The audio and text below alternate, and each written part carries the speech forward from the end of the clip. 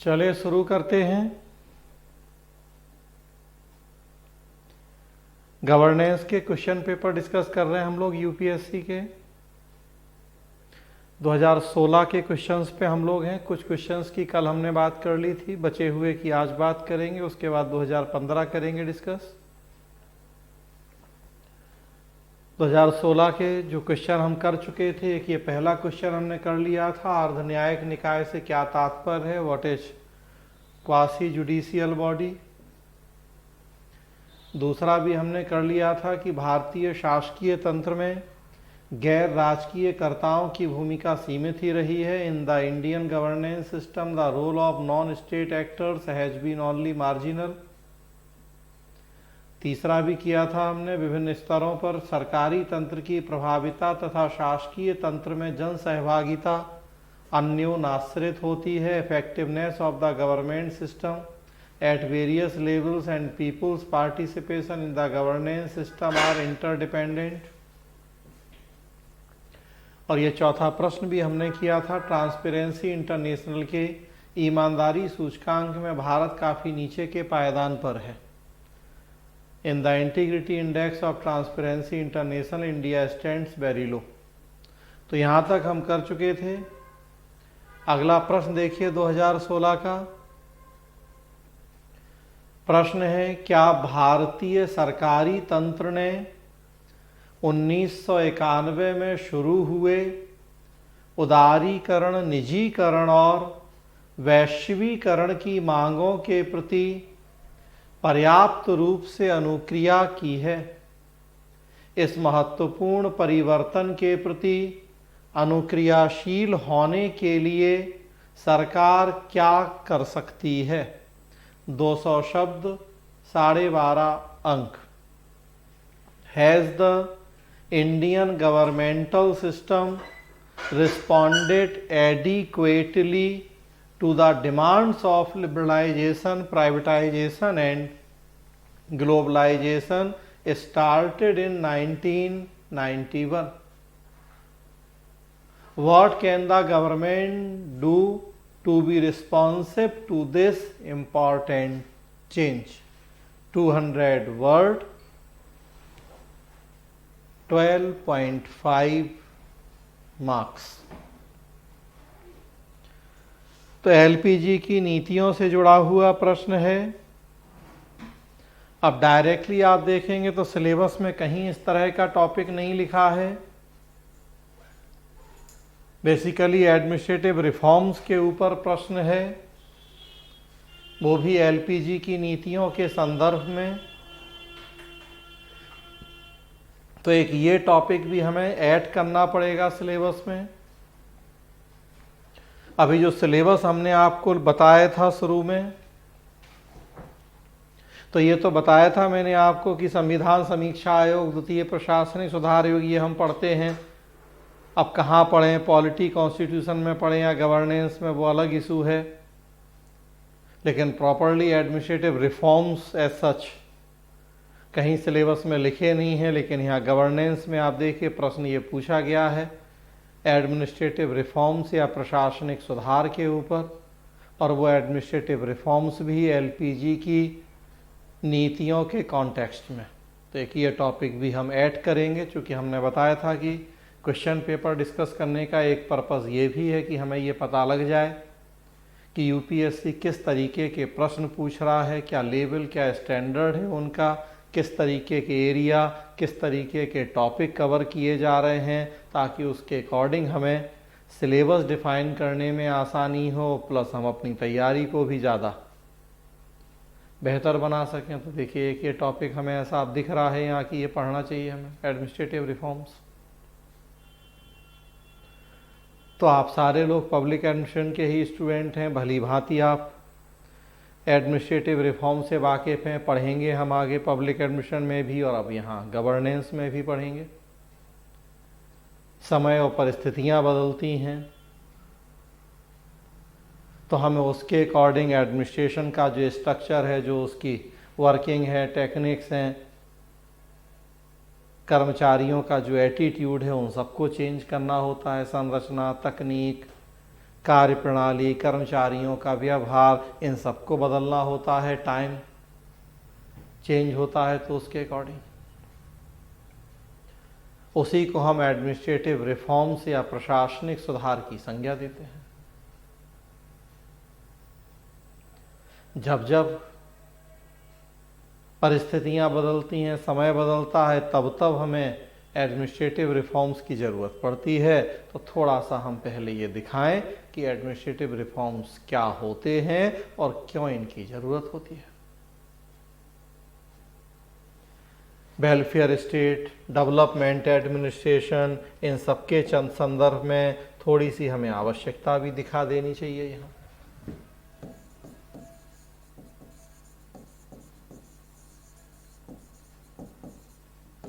तो प्रशासनिक सुधार या एडमिनिस्ट्रेटिव रिफॉर्म्स का अर्थ लिखें तब उसके बाद वेलफेयर स्टेट और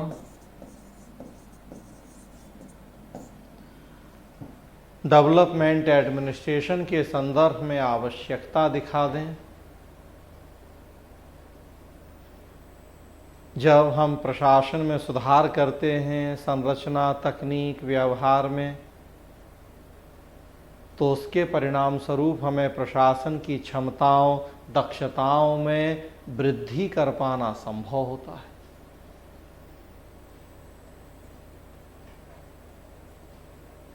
दूसरे शब्दों में कहा जाए तो एडमिनिस्ट्रेटिव रिफॉर्म्स से ही एडमिनिस्ट्रेटिव डेवलपमेंट एश्योर हो पाता है। और जब प्रशासन की क्षमताओं, दक्षताओं का विकास होता है, तभी फिर प्रशासन जनता के होल डेवलपमेंट या समावेशी विकास और डेवलपमेंट एडमिनिस्ट्रेशन या विकास प्रशासन के लिए बेहतर ढंग से काम कर पाता है।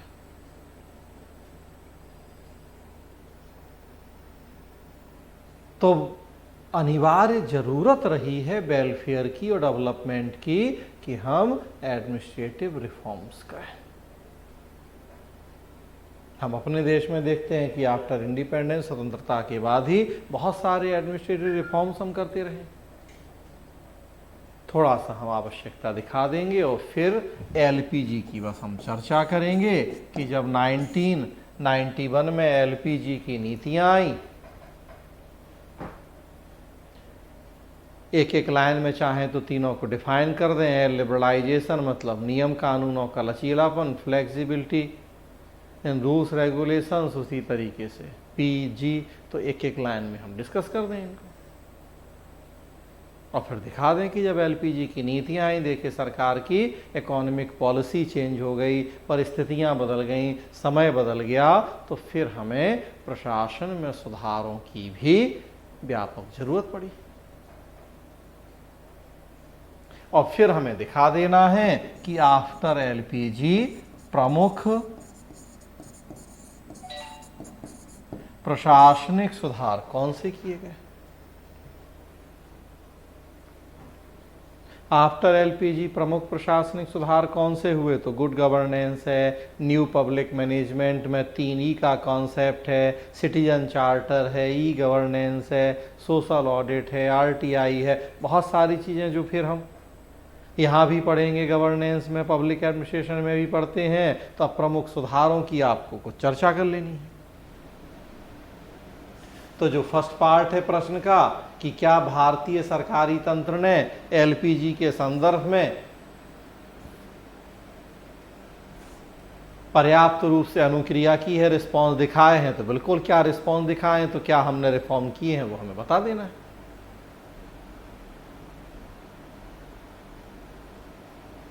राजकोषीय नीति में भी चेंज हो गए, मौद्रिक नीति में भी चेंज हो गए, पूरा सरकारी खर्चों में कटौती की भी हम बात करने लगे, 3E वगैरह। तो जितना मर्जी आप तो डिस्कस कर सकते हैं, यहाँ तो हमें बस 200 शब्द हैं कुल, तो संक्षेप में हम दिखा देंगे कि क्या किया हमने। और फिर सेकेंड पार्ट है कि इस महत्वपूर्ण परिवर्तन के प्रति अनुक्रियाशील होने के लिए सरकार क्या कर सकती है, मतलब कुछ हमें अब सजेशन देना है, कुछ सुझाव भी देना है हमें। कि क्या कमियां रह गई हैं और क्या किए जाने की आवश्यकता है, तो कुछ सुझाव दे दें।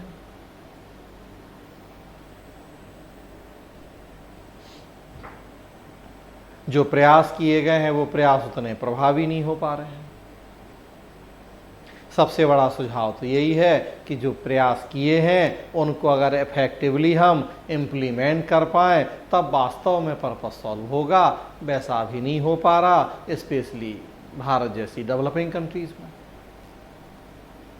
तो चाहे आरटीआई हो, चाहे सिटीजन चार्टर हो, चाहे ई गवर्नेंस हो, हर जगह हम बहुत सारे हर्डल्स देख रहे हैं, बहुत सारे चैलेंज देख रहे हैं।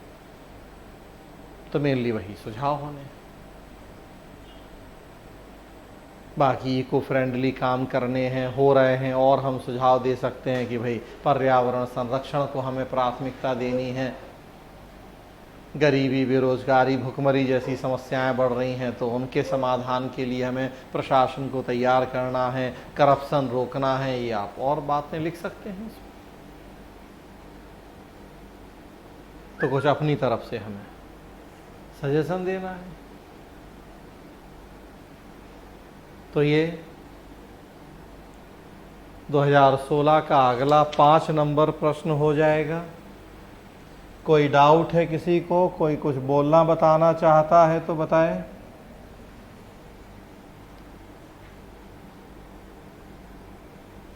क्लियर है सबको?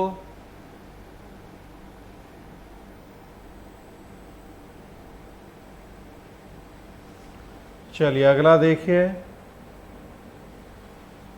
2016 का और एक प्रश्न है।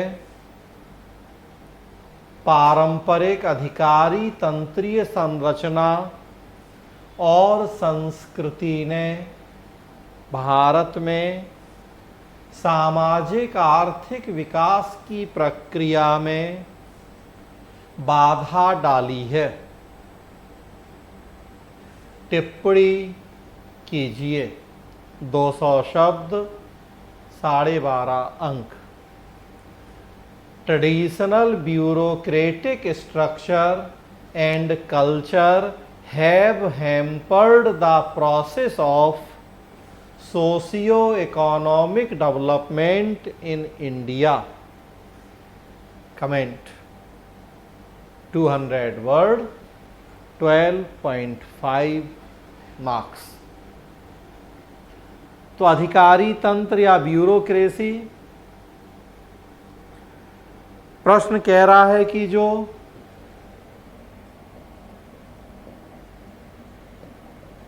अधिकारी तंत्र या ब्यूरोक्रेसी का ट्रेडिशनल मॉडल या स्ट्रक्चर रहा है, परंपरागत संरचना, वो सोशियो इकोनॉमिक डेवलपमेंट में रुकावट रहा है। हमें इस बात पे कमेंट करना है। तो हमें सबसे पहले तो दिखाना है। आप लोग बताना चाहेंगे कोई आंसर?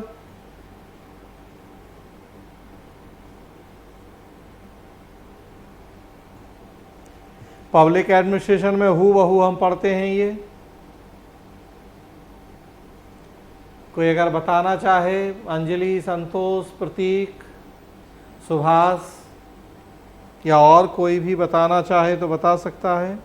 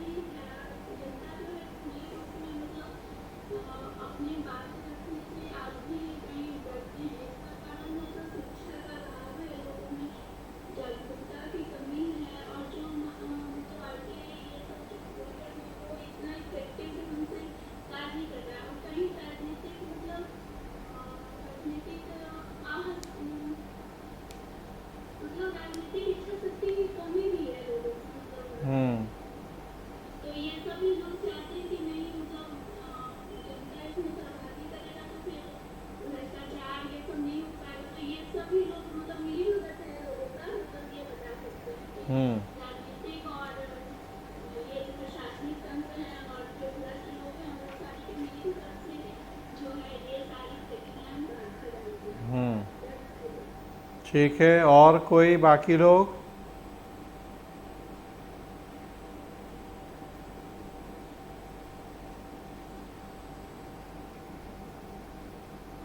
सर जो ट्रेडिशनल ब्यूरोक्रेसी है,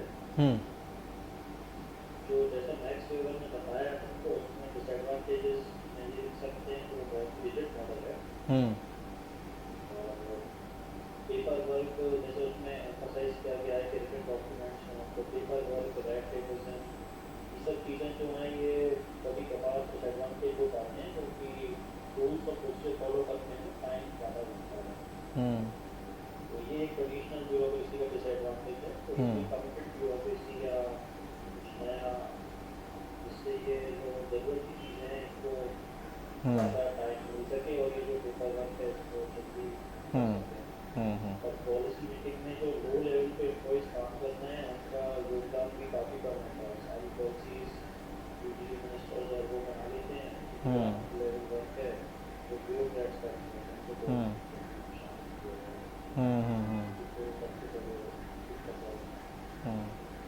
हाँ ठीक है, आंसर सही बताया अंजलि। बस ये नहीं है कि वो परंपरागत नौकरशाही लाभ के लिए काम करती थी।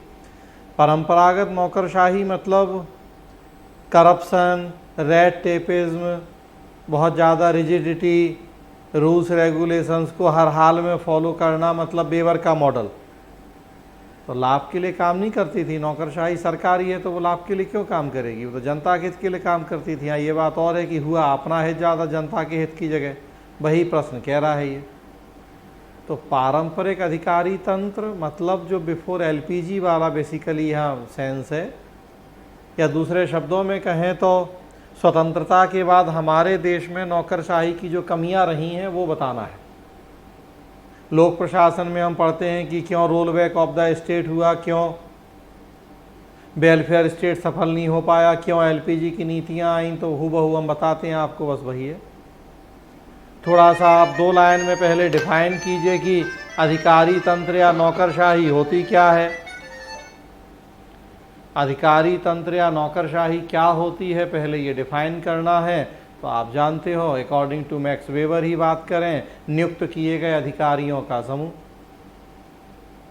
और मैक्स वेबर ने सबसे महत्वपूर्ण उस पर अपनी थ्योरी दी है, ब्यूरोक्रेसी का आइडियल मॉडल या आइडियल टाइप ऑफ ब्यूरोक्रेसी।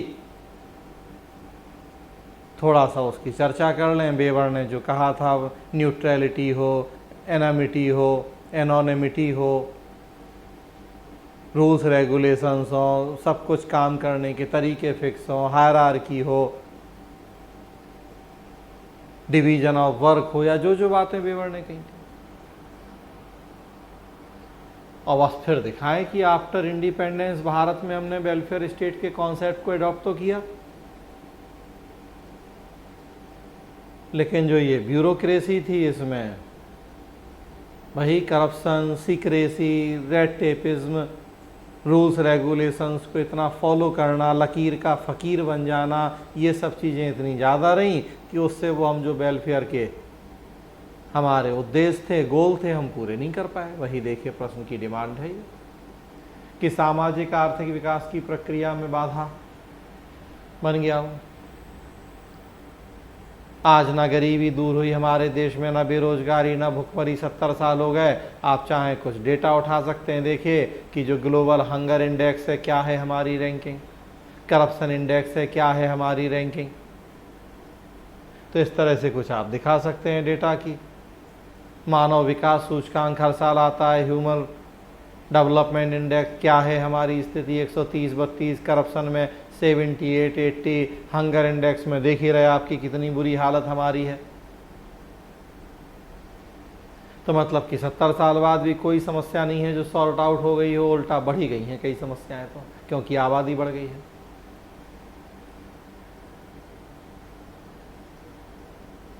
तो हमें ये दिखाना है, लेकिन टिप्पणी करना है, कमेंट, तो हमें फिर दूसरा पक्ष भी दिखाना है कि ऐसा भी नहीं है कि नौकरशाही ने इस 50 या 70 साल में कुछ नहीं किया हो। तो कुछ अब हमें इसकी फिर अचीवमेंट्स या उपलब्धियां भी दिखानी है कि जहां 1950 में भारत था, आज वहीं नहीं है भारत। तो फिर अब वो कुछ डेटा जीएस में वर्ल्ड की चौथी सबसे बड़ी इकॉनमी, अब तो खैर कोरोना के बाद जो हो हालत, लेकिन अभी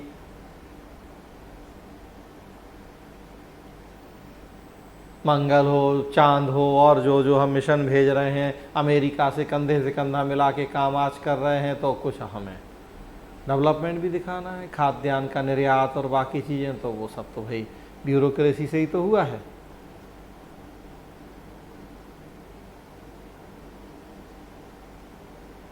और तब फिर थोड़ा सा एलपीजी की चर्चा करते हुए कंक्लूड करना है कि एलपीजी के बाद वो कमियां जो थीं ब्यूरोक्रेसी की, उनको दूर करने की कोशिश भी कर रहे हैं, चाहे वो करप्शन हो, चाहे रेड टेपिज्म हो। तो आजकल आरटीआई है, सिटीजन चार्टर, ई गवर्नेंस है, स्मार्ट गवर्नेंस है, गुड गवर्नेंस है। तो हम इन सब के माध्यम से अब नौकरशाही की उन कमियों को दूर करने की कोशिश भी कर रहे हैं, चाहे इनका रिक्रूटमेंट सिस्टम हो, चाहे प्रमोशन हो, ट्रेनिंग हो, उन सब में हम जो आवश्यक चेंज है, रिफॉर्म है, वो करने की कोशिश कर रहे हैं। तो इस तरीके से कंक्लूड कर देना है फिर। ठीक है, क्लियर है? तो थोड़ा सा अर्थ बता दिया, वेबर का मॉडल बता दिया, फिर आफ्टर इंडिपेंडेंस क्या कमियां रहीं ब्यूरोक्रेसी की, कैसे वेलफेयर के उद्देश्य पूरे नहीं हो पाए बता दिए, फिर हमें उपलब्धियां भी बताना है क्योंकि कमेंट करना है, और फिर लास्ट में एलपीजी से जोड़ते हुए कंक्लूड कर दिया। तो ये 2016 के प्रश्न हैं। 2015 देखिए,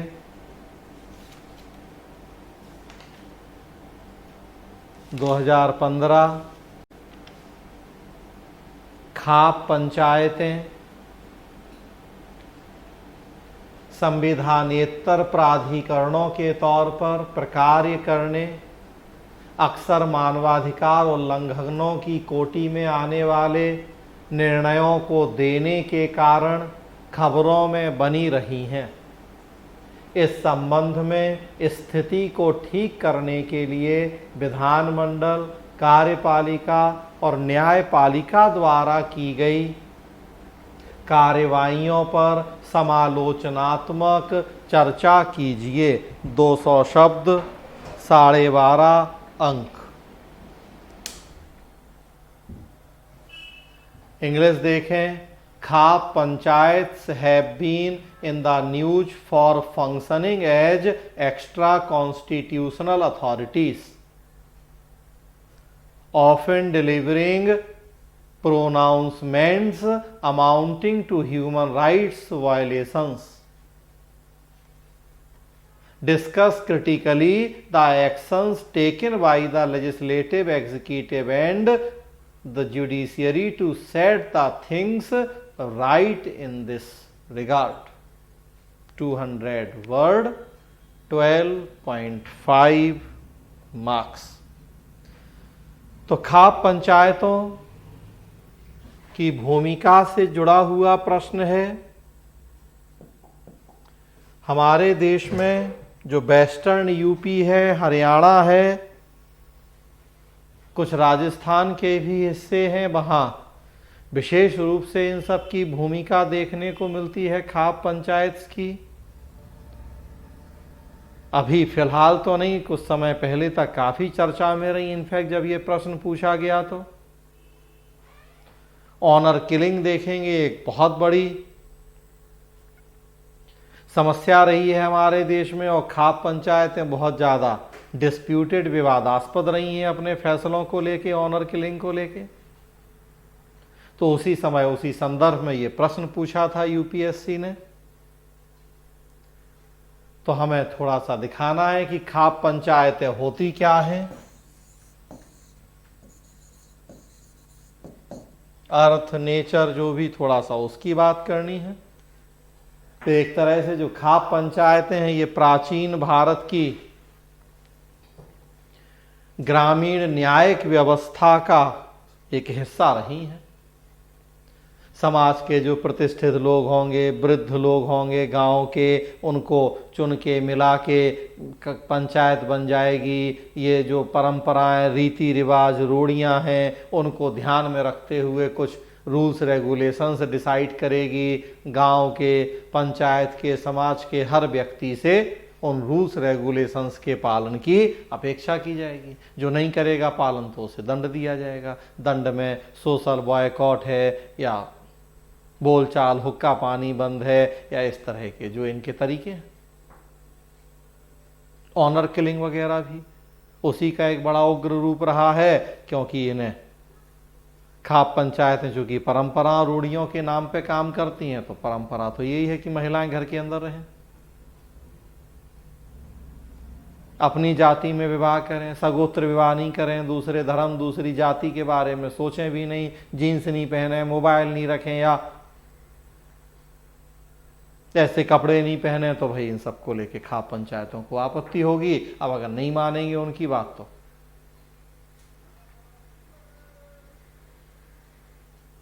तो खाप पंचायतों को कई बार संविधान विरोधी या देश के कानून विरोधी माना जाता रहा है। भाई प्राचीन काल का सिस्टम है, तब दूसरी बातें थी। जब स्वतंत्र हुए, संविधान बन गया, नियम कानून बन गए, हर व्यक्ति, हर संस्था से अपेक्षा की जाती है कि वो अब संविधान और नियम कानूनों के, रूल ऑफ लॉ के दायरे में रहते हुए काम करे। कोई भी कुछ भी हमारे देश में संविधान के ऊपर नहीं है, ओवर द कॉन्स्टिट्यूशन कुछ भी नहीं है।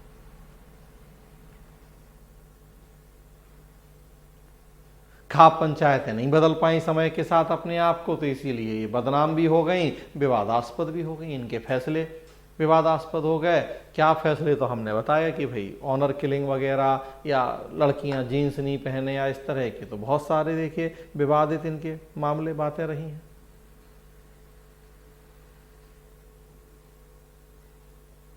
तो फिर जो सरकारी संस्थाएं, सरकार के तीनों अंग हैं, स्वाभाविक सी बात है उन्हें काम करने पड़े हैं, कदम उठाने पड़े, चाहे वो कोर्ट हो, चाहे वो एग्जीक्यूटिव हो, चाहे वो लेजिस्लेटिव हो।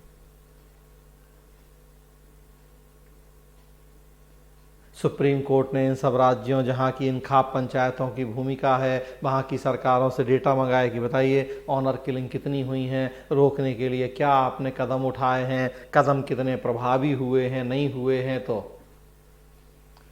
सुप्रीम कोर्ट ने इन राज्य सरकारों से डेटा मांगा है। पुलिस को, प्रशासन को चुस्ती दुरुस्ती के साथ अपना काम करने के लिए कहा गया है। डायरेक्शन दिए गए हैं कि क्यों वो नहीं रोक पा रहे इस तरह की घटनाएं। लॉ कमीशन या विधि आयोग ने सुझाव दिए हैं कि भाई ऑनर किलिंग जैसी चीजों को रोकने के लिए कानून बनाए जाएं। महाराज जैसे राज्यों ने सोशल बॉयकॉट, सामाजिक बहिष्कार को गैर कानूनी, इल्लीगल घोषित कर दिया है। सजा, दंड, जुर्माने की व्यवस्थाएं कर दी गई हैं। 3 साल की सजा, 1 लाख रुपए तक जुर्माना, इस तरह के प्रावधान कर दिए गए हैं।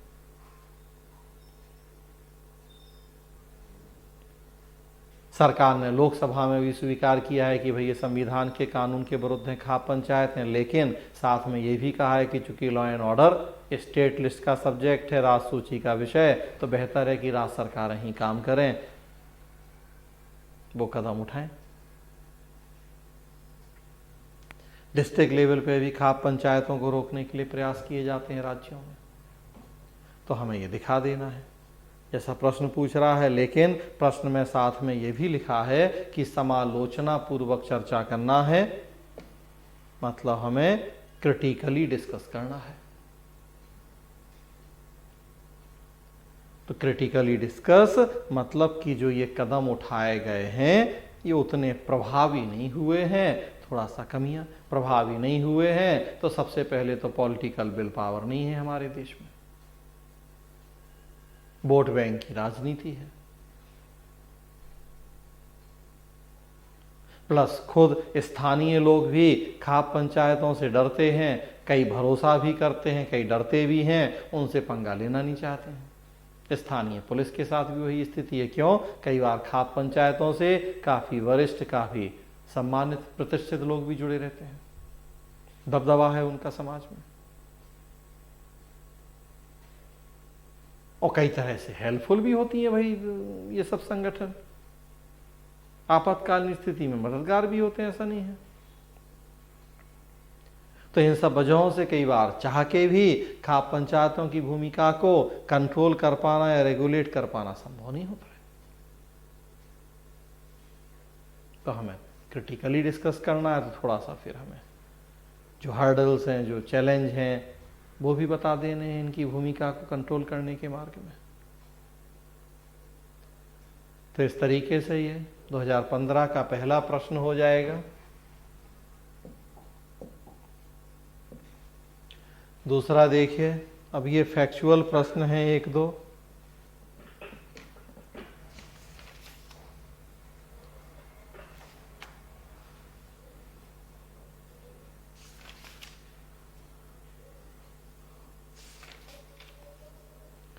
प्रश्न है, विदेशी अभिदाय विनियमन अधिनियम FCRA 1976 के अधीन गैर सरकारी संगठनों के विदेशी वित्तीयन के नियंत्रक नियमों में हाल के परिवर्तनों का समालोचनात्मक परीक्षण कीजिए।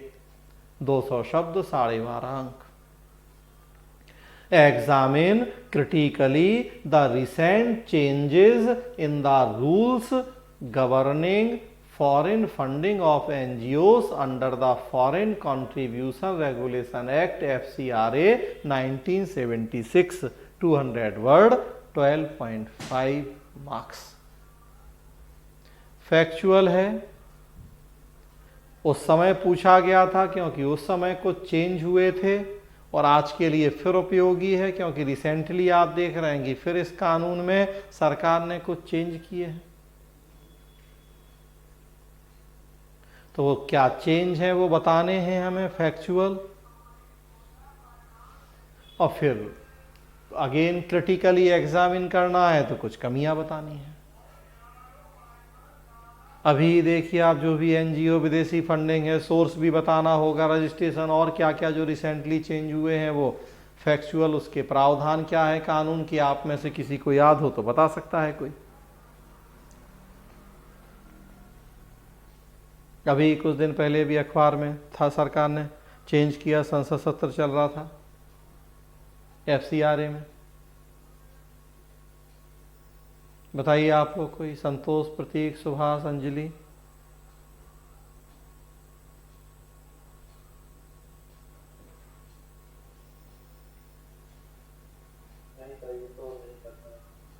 अभी धर्म परिवर्तन को लेके ही हुआ है कि भाई ये देश विरोधी गतिविधियों में लिप्त हैं, धर्म परिवर्तन करवा रहे हैं,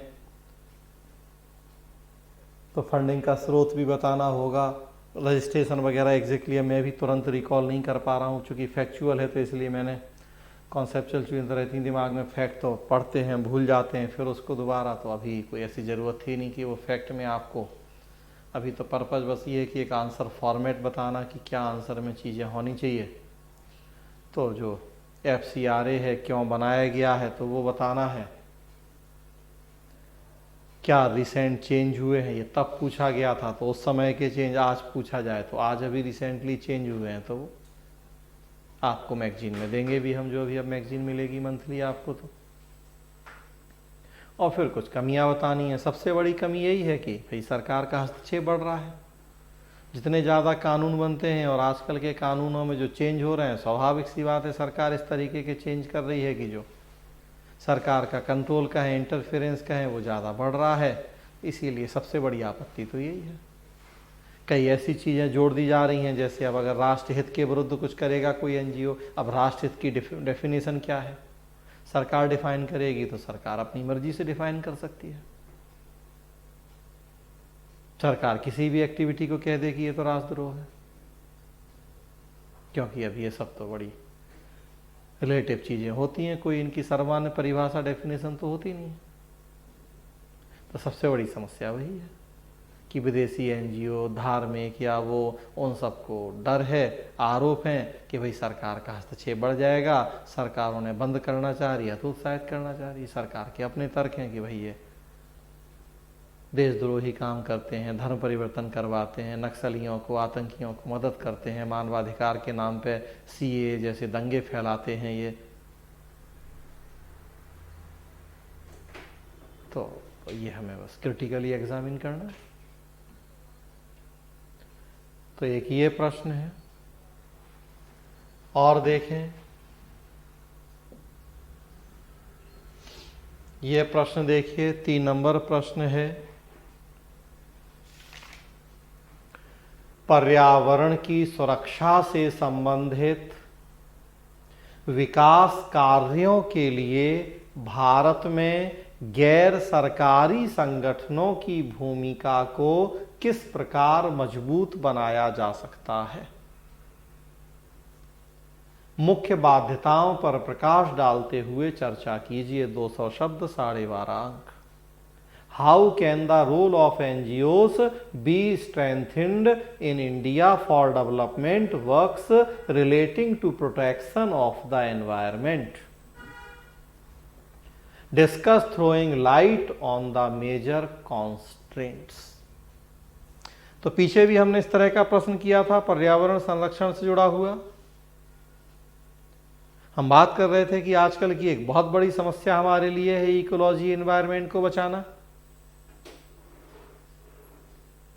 3 ई से शुरुआत हुई, एफिशिएंसी, इकोनॉमी, इफेक्टिवनेस, फिर हमने एथिक्स जोड़ा और आजकल एनवायरनमेंट और इकोलॉजी एक सबसे बड़ी चिंता बन गई है हमारे लिए। डेवलपमेंटल वर्क्स, विकास के काम इतने हो रहे हैं कि उसके लिए पर्यावरण के साथ हमें छेड़छाड़ करनी पड़ रही है और उसका फिर हमें खामियाजा भी उठाना पड़ रहा है। बहुत सारी आपदाएं हम देख रहे हैं, चाहे वो बाढ़ हो, चाहे भूकंप हो, चाहे सुनामी हो, चाहे बादल फटना हो, चाहे उत्तराखंड, हिमाचल जैसे जो इलाके हैं वहां जो सब समस्याएं देख रहे हैं आप, जंगलों में आग लगने से लेके तो भूस्खलन हो जा रहे, रास्ते बंद हो जा रहे, चट्टानें गिर रही हैं, तो सब सारी चीजें हम बात कर रहे थे। तो पर्यावरण संरक्षण आज के समय की एक बहुत बड़ी जरूरत है। शुरुआत आपको यहीं से करनी है कि पर्यावरण की सुरक्षा की हमें जरूरत क्यों है।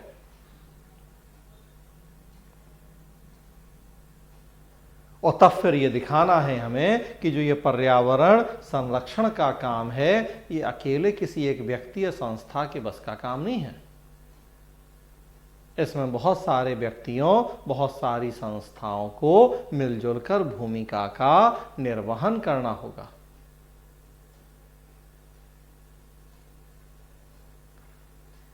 अब वो बहुत सारे व्यक्ति, संस्थाएं कौन, तो उसमें सरकारी भी, गैर सरकारी भी, एनजीओ भी, स्थानीय लोग भी, पंचायतें भी। जब तक सब मिलके आगे नहीं आएंगे हम कभी पर्यावरण की रक्षा नहीं कर पाएंगे। अकेले सरकार के बस का काम नहीं है। इतने दिन से स्वच्छ भारत अभियान हमारे देश में चल रहा है, लेकिन जब तक लोग ही नहीं चाहेंगे तो तब तक सरकार क्या करेगी। तो लोगों को जागरूक होना पड़ेगा, एनजीओ को आगे आना पड़ेगा, उनका हमें सहयोग लेना पड़ेगा। वही प्रश्न है कि गैर सरकारी संगठनों की भूमिका को हम कैसे मजबूत बनाएं। तो हमें उनको सुविधाएं देनी पड़ेंगी। गैर सरकारी संगठनों का रजिस्ट्रेशन है, उनसे जुड़े जो रूल्स रेगुलेशंस हैं उन्हें आसान बनाना पड़ेगा।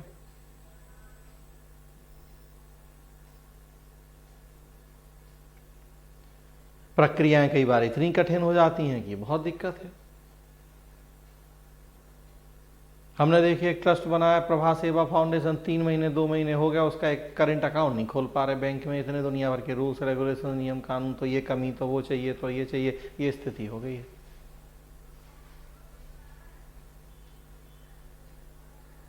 सोसाइटी एक्ट के तहत रजिस्ट्रेशन करवा लिया कोर्ट से, उसके बाद भी जो है कि बैंक में एक अकाउंट खोलने में नाकों चने चबाने पड़ रहे।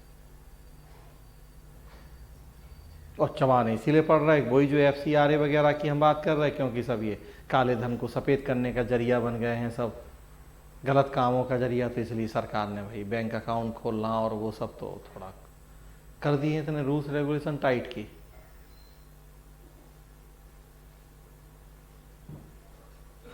तो हमें इन सब चीज़ों को थोड़ा लचीला बनाना पड़ेगा। हाँ, ये तो सुनिश्चित करना ही कि कहीं देश की एकता, अखंडता, रक्षा को नुकसान नहीं पहुंचे, लेकिन ऐसा भी नहीं हो कि फिर हतोत्साहित हो जाए एनजीओ खोलने बनाने वाले, काम करने वाले, काम ही नहीं कर पाए। विदेशी फंडिंग को अगर हम इतना टाइट कर रहे हैं, कठोर बना रहे हैं, तो सरकार को फिर फंडिंग की व्यवस्था करनी पड़ेगी एनजीओ को। जरूरी है इनकी भूमिका, मददगार भी है, क्योंकि ये दूर दराज के गांव इलाकों से जुड़े होते हैं, स्थानीय लोग इनसे जुड़े रहते हैं एनजीओ से, स्थानीय समस्याओं परिस्थितियों को समझते ज़्यादा बेहतर ढंग से हैं।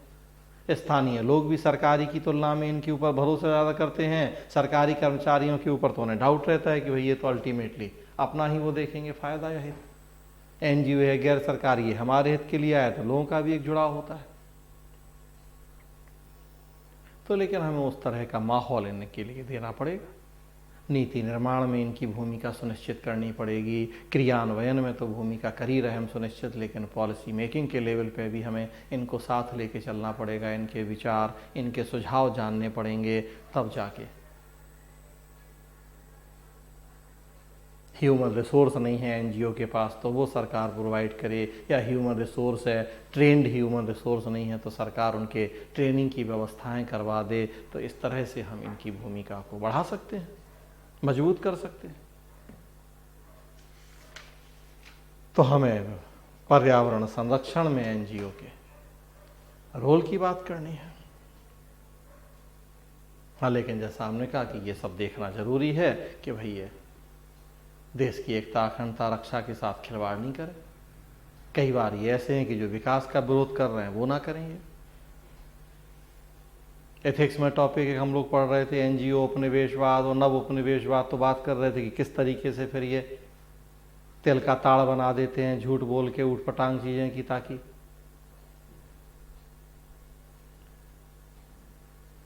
उसी तरह की एक आज देखिए जागरण में संपादकीय दिया है, पूरा हम पढ़ नहीं पाए सुबह, कि वो जो ग्लोबल हंगर इंडेक्स में हमारा स्थान इतना नीचे है, तो बलबीर पुंज की किसका बड़ा अच्छा उसमें आज दैनिक जागरण राष्ट्रीय संस्करण में देखिए आप आर्टिकल छपा है, पूरा हमने पढ़ा नहीं, लेकिन उन्होंने बताया कि क्या है इसके पीछे की स्टोरी, क्यों भारत को इतना नीचे स्थान दिया जा रहा, कैसे उसमें।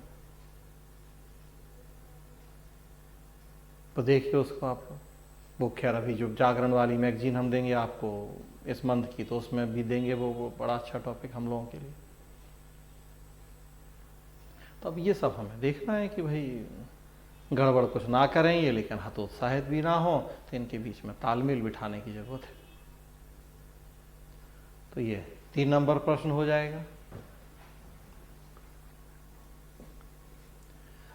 4 नंबर प्रश्न देखिए, सत्यम कलंक पूर्ण कार्य 2009 के प्रकाश में कॉरपोरेट शासन में पारदर्शिता, जवाबदेही को सुनिश्चित करने के लिए लाए गए परिवर्तनों पर चर्चा कीजिए। 200 शब्द, 12.5 अंक। In the light of the Satyam scandal 2009 discuss the changes brought in the corporate governance to ensure transparency, accountability।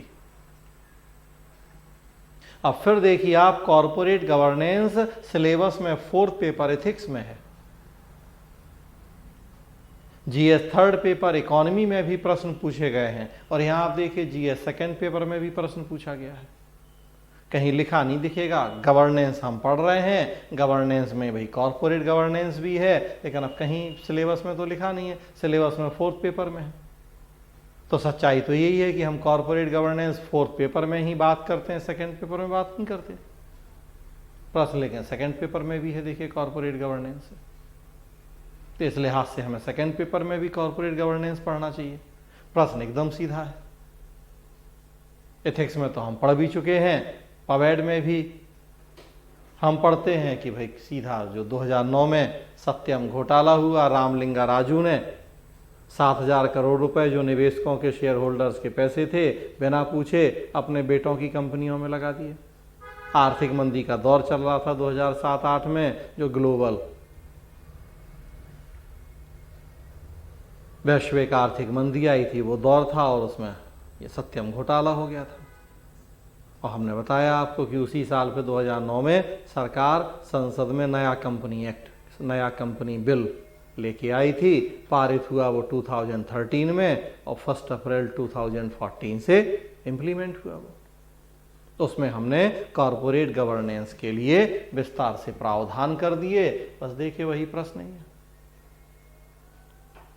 1 अप्रैल 2014 में लागू हुआ था कंपनी कानून, 2015 में यूपीएससी ने प्रश्न पूछ लिया। तब इन सब प्रश्नों को उस कॉन्टेक्स्ट में भी देखा जाना जरूरी है कि यूपीएससी ने कब पूछा और क्यों पूछा इन प्रश्नों को। तो आपको जो आंसर लिखेंगे ज़्यादा सटीक लिख पाएंगे आंसर। तो अप्रैल 14 से एक्ट लागू हुआ था, 15 में प्रश्न पूछा यूपीएससी ने।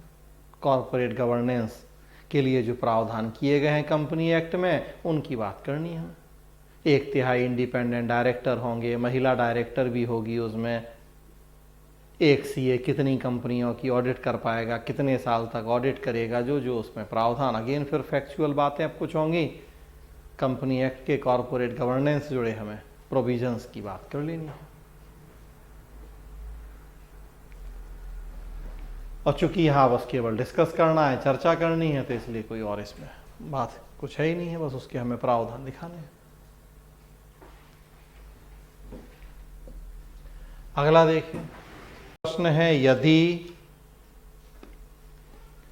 संसद में पटल पर रखे गए व्हिसिल ब्लोअर्स अधिनियम 2011 के संशोधन बिल को पारित कर दिया जाता है तो हो सकता है कि सुरक्षा प्रदान करने के लिए कोई बचे ही नहीं। समालोचना पूर्वक मूल्यांकन कीजिए। 200 शब्द, 12.5 अंक। If amendment bill to the Whistleblowers Act 2011 tabled in the parliament is passed, there may be no one left to protect, critically evaluate। 200 word, 12.5 marks।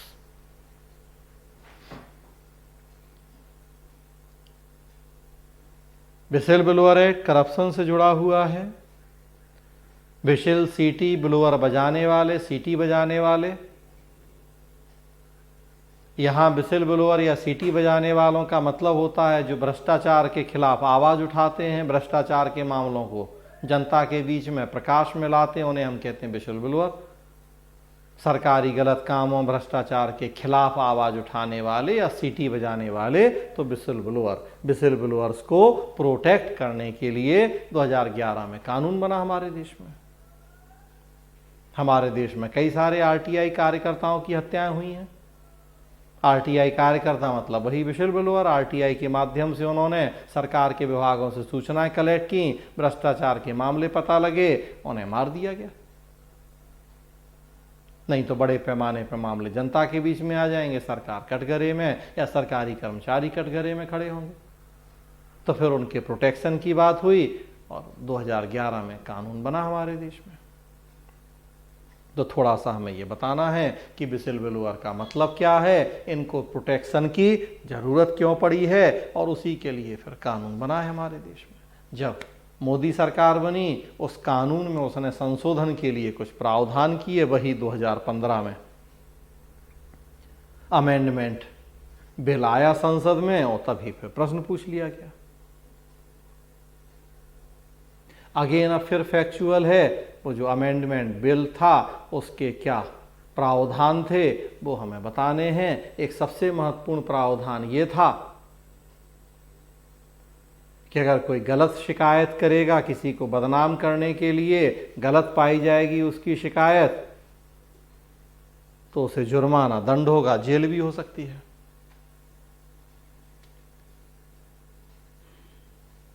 तो माना गया कि इस तरह के प्रावधान से तो लोग फिर संकोच करेंगे किसी के खिलाफ आवाज उठाने में, किसी के भ्रष्टाचार के मामले को जनता के बीच में लाने में। एक ये भी प्रावधान किया गया कि गुमनाम चिट्ठियां आएंगी, शिकायतें आएंगी तो उन्हें नहीं सुना जाएगा, व्यक्ति को अपनी पहचान बतानी पड़ेगी। हालांकि सरकार या सरकारी एजेंसी उसकी पहचान को लीक नहीं करेगी, हाँ, लेकिन उस सरकारी संबंधित सरकारी एजेंसी को तो बताना पड़ेगा कि भैया आप कौन हो, क्या हो, किस उद्देश्य से आप ये शिकायत कर रहे हो, आवाज उठा रहे हो।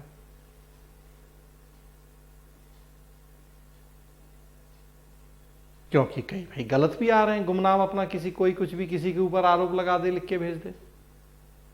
सरकार भागती रहे पीछे, बाद में पता लगा गलत शिकायत है, अब हमें पता ही नहीं किसने की थी शिकायत। तो थोड़ा सा जो अनावश्यक कुछ इस तरह की करतूतें बहुत करते हैं हमारे देश में लोग, तो उनको हतोत्साहित करने के लिए बेसिकली सरकार ये संशोधन बिल लेके आई। लेकिन माना गया कि इससे तो हतोत्साहित हो जाएंगे लोग, आवाज उठाने वाले, कोई बचेगा ही नहीं आवाज उठाने वाला। तो वही देखिए प्रश्न कह रहा है कि सुरक्षा प्रदान करने के लिए कोई बचे ही नहीं। उन प्रावधानों के होने के बाद लोग डरेंगे, आवाज नहीं उठाएंगे भ्रष्टाचार के खिलाफ, मतलब फिर किसे हम संरक्षण देंगे जब कोई आवाज ही नहीं उठाएगा। आवाज क्यों नहीं उठाएगा? क्योंकि कानून में इस तरीके के प्रावधान किए जा रहे हैं। तो मेनली ये प्रश्न।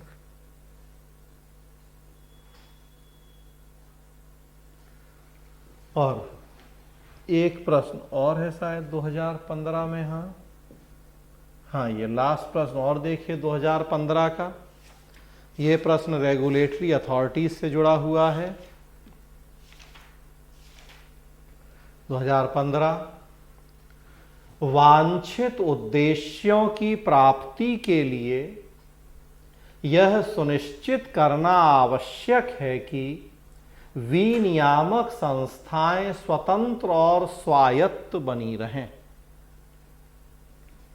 पिछले कुछ समय में हुए अनुभवों के प्रकाश में चर्चा कीजिए। 200 शब्द, 12.5 अंक।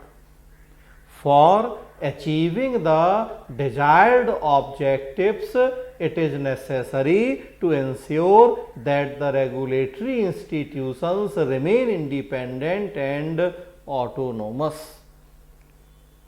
Discuss in the light of the experiences in recent past.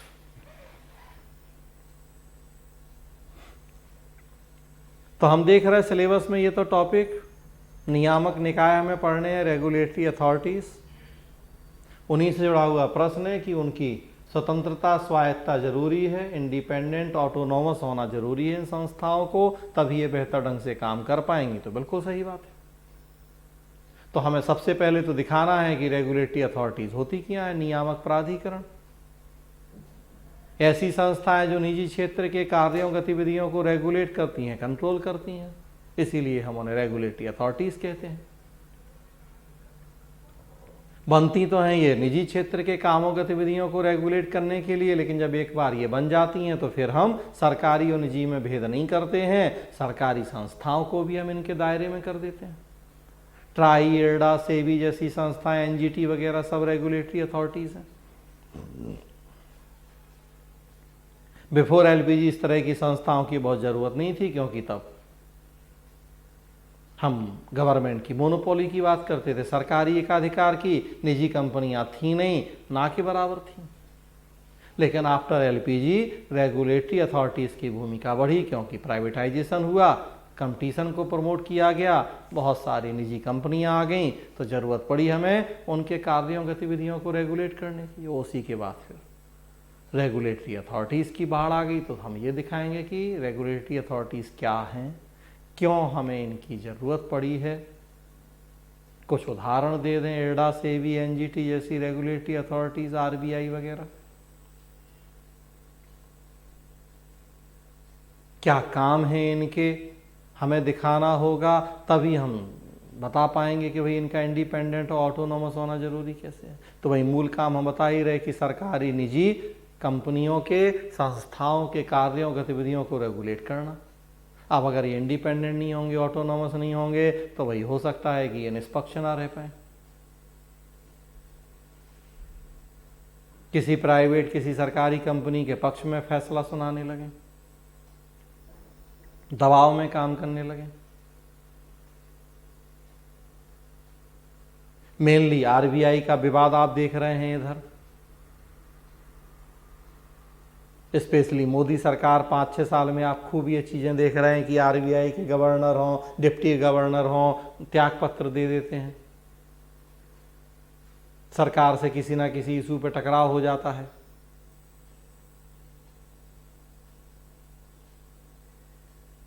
Urjit Patel deputy governor इस्तीफा दे दिया, आरबीआई के जो गवर्नर थे उन्होंने सरकार से विवाद हुए इस्तीफा दे दिया, तो आरोप लगे कि सरकार अनावश्यक हस्तक्षेप कर रही है कामों में, उन्हें काम करने की आज़ादी नहीं है, स्वायत्ता नहीं है। उर्जित पटेल तो खैर गवर्नर ही थे, और वो क्या नाम एक मिस कर रहे हैं, यंग जो डिप्टी गवर्नर बना था उसने भी नाम मिस कर रहा हूँ, भी नहीं आ रहा जवान पे, तो रिजाइन किया। तो हमें दिखाना है कि भाई इनके कामों का नेचर ऐसा है, इम्पोर्टेंस इतना है कि अगर ये सरकारी हस्तक्षेप दबाव से मुक्त होकर काम नहीं कर पाएंगे तो इनको बनाने का जो पर्पज है वही सॉल्व नहीं होगा हमारा। हाँ, लेकिन इंडिपेंडेंट और ऑटोनोमस बनाने का ये मतलब भी नहीं है कि भाई फिर ये बिना कोऑर्डिनेशन के काम करें। एरडा सेबी के बीच का विवाद भी हमारे देश में हुआ है, तो हमें कोऑर्डिनेशन भी सुनिश्चित करना है, सुपरविजन भी सुनिश्चित करना है। तब एक बेहतर तालमेल बनाना है इन दोनों चीज़ों के बीच में कि स्वतंत्रता स्वायत्ता भी रहे, लेकिन कार्य उनकी दक्षता भी कहीं दुष्प्रभावित ना हो, कोऑर्डिनेशन बेहतर बना रहे। कई बार सब इंडिपेंडेंट हो जाते हैं तो तालमेल में दिक्कत होती है, लड़ाई झगड़े ज़्यादा होते हैं। एरडा सेबी के बीच में हुआ ऐसा हमारे देश में। तो फिर हमें रेगुलेटर को भी रेगुलेट करने की ज़रूरत पड़ जाती है, सुपर रेगुलेटर की ज़रूरत पड़ती है, तो वो बात भी देखनी है यहाँ। तो इस तरीके से फिर हम कंक्लूड कर देंगे इसको। तो ये आप देखिए 2015 के प्रश्न थे ये, तो रोकेंगे आज यहीं। 2014 और 2013 के प्रश्नों पे कल बात करेंगे, तो यूपीएससी वाला कल खत्म कर लेंगे, कोशिश करेंगे। फिर एक दिन यूपी में तो ज़्यादा प्रश्न नहीं है, सीधे सीधे प्रश्न है, तो एक दिन उन पे बात कर लेंगे ताकि फिर हम लोग मंडे से अब सिलेबस शुरू कर पाएँ। और फिर अब इसी बीच में आप लोग ये भी बताइए कि अब एथिक्स भी शुरू होना है, तो कैसे करें। तीनों एक साथ आप लोग करने के लिए तैयार हैं, गवर्नेंस, एथिक्स, पवेड, या कुछ ऐसा अल्टरनेट करें गवर्नेंस, एथिक्स, या कैसे, वो फिर अब आप लोग भी थोड़ा राय दीजिएगा, क्योंकि अब आप ही लोग हो, तो उस हिसाब से फिर अल्टरनेट करना पड़ेगा सर। इसीलिए पूछ रहे कि अब जैसे चूंकि आप ही लोग हो, तो जैसा आप लोग राय दोगे उसके अकॉर्डिंग प्लान करेंगे। एक हफ्ता चाहो तो एक हफ्ता एथिक्स, एक हफ्ता गवर्नेंस, अल्टरनेट चाहो तो अल्टरनेट, जैसा आप लोग भी, चूंकि अब पवेड भी कर रहे हो, आप सारे लोग पवेड वाले भी हो, एथिक्स, गवर्नेंस, तो